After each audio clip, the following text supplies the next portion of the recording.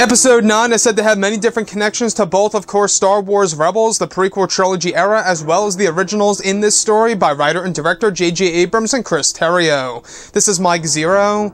If you guys are new to the channel, do make sure to subscribe to see future Star Wars content.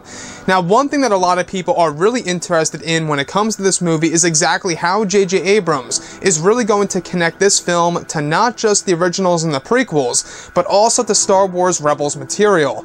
Now, these past couple of weeks or so, we've been learning a whole lot more about this film when it comes to some of the set leaks, the set designs, the concept art, and storyboard descriptions, etc. One of which has all to do with the character of Ahsoka, Tano, and Rey, as well as the Lost City in Star Wars Episode 9. Specifically, it's described that Daisy Ridley shot a sequence over in Cardington during the month of November for a scene that involved the Lost City. It's described that Daisy was instructed to look around in a surprised way in the Jedi ruins of this location. It's described that a prop was created for the scene that has a massive connection to Star Wars Rebels, where one of the props that Daisy Ridley's Rey comes across was dubbed as the Staff of Ahsoka Tano. It's said to be a long metallic staff with a circular design on the end of it, creating an obvious Easter egg at the end of Star Wars Rebels Season 4, where Ahsoka was holding the same exact staff. It's said that Daisy holds the prop for a sequence in the film, however it's described that Rey respectfully keeps it in the Lost City and leaves it behind. So I want to go over a couple of parts about all of this and as to why this is fantastic, of why J.J. Abrams is connecting this movie to, of course, other forms of the Disney canon. Now, this also does, fall directly in line with why J.J. Abrams was actually in the talks with, of course, Dave Filoni during, pre-production of Star Wars Episode 9, and even during, principal photography. He was actually talking with Dave Filoni.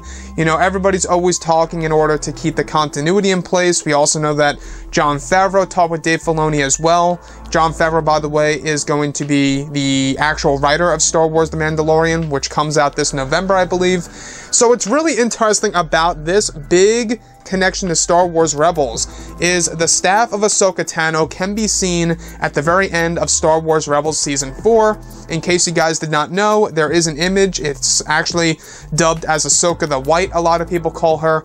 You can see her in the white cloak holding that staff with the circular object at the very end, or the circular design.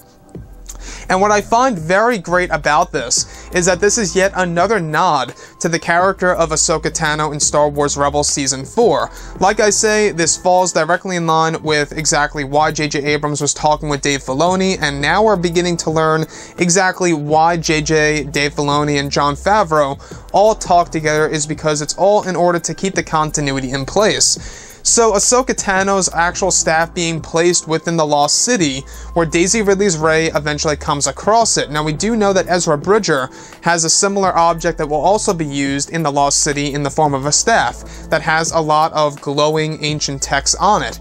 But in this scenario, this is a staff that we have actually seen before in the animated TV series of Rebels, and I think that this is yet another great Easter egg for a lot of hardcore fans out there, that they are going to be able to point this out immediately. The minute that they see this staff, they are most certainly going to recognize this, as, the same goes for me. The instance that I see, a staff like that, I'm going to notice exactly, who it belongs to and where it comes from. So what's interesting about JJ, though, is that we do know that Chris Terrio, the co-writer of the movie, is also very in tune with, of course, the animated TV series material, as well as the expanded universe / Legends. So I have no reason to doubt that Chris Terrio also had a hand in, kind of bringing in all these different connections to Star Wars Rebels. So it does make one wonder, why would the staff of Ahsoka Tano be placed within the Lost City in Star Wars Episode 9? Is there a deep reason as to why Ahsoka left this behind, for either somebody else to discover it, or in order to keep it, hidden away forever? I'm not quite sure. I'm sure that we're going to learn more about that in future canon material. Maybe they will make a Star Wars Rebels Season 5 in the future if they really want to do that. I mean, look at what happened with the Clone Wars. Here we are getting another season this year, by the way. So that's another thing to look forward to in 2019 on, of course, Disney's streaming service. But past all of this, guys, I will say that Episode 9 has a lot to offer, and I'm loving the connections to Star Wars Rebels, and I couldn't be more excited.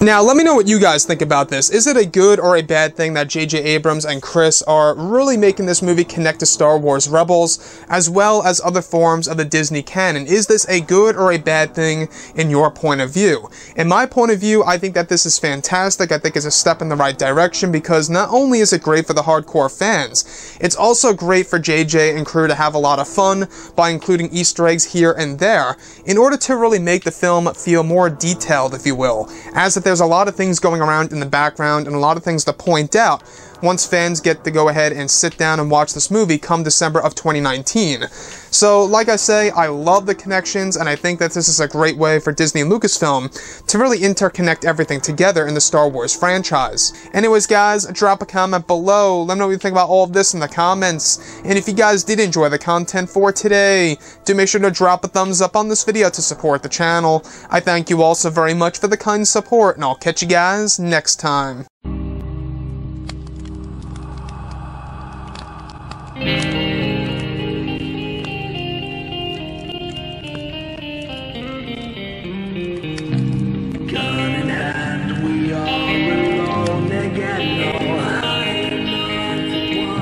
From night to moon, we hear them moans again.